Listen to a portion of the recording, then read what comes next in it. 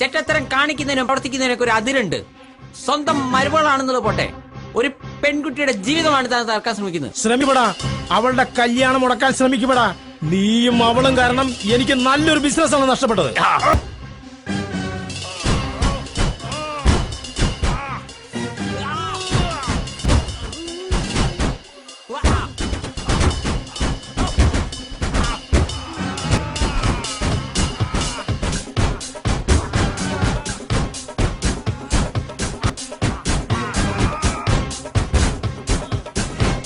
ഒരു കിണർ കുഴിക്കുമ്പോൾ ആദ്യമായി പുറത്തേക്ക് വരുന്നത് വെള്ളമല്ല, മറിച്ച് കല്ലുകളും മണ്ണിൻ കട്ടകളുമാണ്.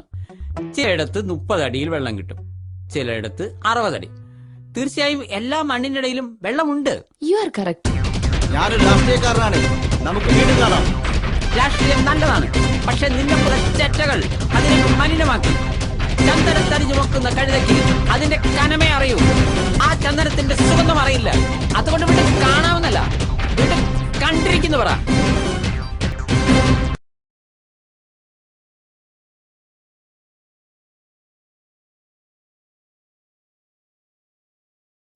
അങ്ങോട്ട് മാറി നിൽക്കടാ. അയ്യോ സാർ, ഞാൻ അത്യാവശ്യമായി തിയേറ്റർ വരെ പോവുകയാണ്. ആരാടാ ഇത്ര സീരിയസ് ആയി ഓപ്പറേഷൻ തിയേറ്ററിൽ കിടക്കുന്നത്? ഓപ്പറേഷൻ തിയേറ്റർ അല്ല സാർ, സിനിമാ തിയേറ്റർ. അത്യാവശ്യമായി ഹോസ്പിറ്റലിൽ പോകുന്നു, അത്യാവശ്യമായി വീട്ടിൽ പോകുന്നു, അത്യാവശ്യമായി കക്കൂസിൽ പോകുന്നു ഒക്കെ കേട്ടിട്ടുണ്ട്. ഇതാദ്യമായി ഒരുത്തൻ തിയേറ്ററിൽ പോകുന്നു എന്ന് പറയുന്നത്. എന്താണ് നിന്റെ പേര്? ജോൺ. എന്ത് ഫോണോ? ഫോണല്ല സാർ, ജോൺ. എന്താണ് നിന്റെ മുഖത്തൊരു കള്ള ലക്ഷണം? അതെനിക്ക് പാരമ്പര്യമായി കിട്ടിയതാണ് സാർ.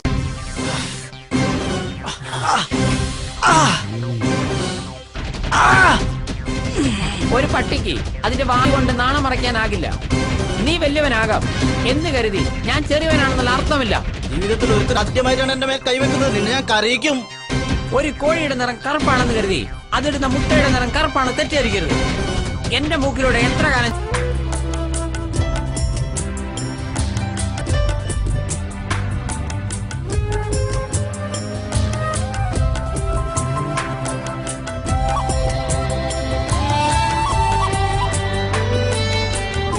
കുടിക്കാമെങ്കിൽ അതിന്റെ മാംസം കഴിക്കുന്നതിൽ എന്താണ് തെറ്റ്?